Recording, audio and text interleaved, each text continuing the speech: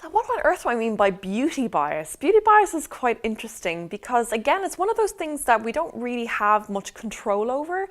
Like, for example, our height. Did you know that as a CEO that is 9 times more likely to be above average height than other people within the business? A CEO is more likely to be taller than anybody else. Also, did you know that attractive men and women are more likely to be hired? But actually, this is quite funny because very attractive women are less likely to be hired for leadership roles. Why is this? What on earth is going on with beauty bias? Well, what ends up happening is that, listen, it's not that we prefer tall people for CEO roles. It's not as if the board are looking around for CEO and going, well, I'm going to pick the tall one because he or she is obviously a leader. What ends up happening is that as a child starts growing taller and taller and taller, the rest of their peers start looking up to them. And they start responding to that looking up by acting as a leader. They tend to go forward for more leadership roles. They tend to be given more responsibility because they are more adult-like. And as they get out of their teens and start to become an adult, they start to take on more of those leadership qualities. It's one of those inherent characteristics that people have. It's not acquired diversity necessarily, but it's acquiring, I suppose, a sense of, I am a leader because others are looking up to me simply because of my height. It's a very funny one. It's a very interesting one that we don't necessarily have much control over. They tend to be in more leadership roles. What's going on with the very attractive women? Well, very attractive women are seen as less authoritative and also less competent, which just seems ridiculous.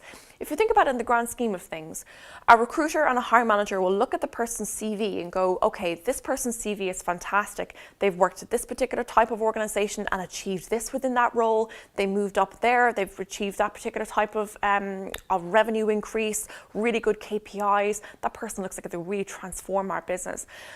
And then when you actually meet them for an interview, suddenly we see them as less authoritative and less competent, which is rather ridiculous. We hired them, or sorry, we brought them for the interview based on their resume, based on their past experience, thinking, right, past experience is more likely to predict the future.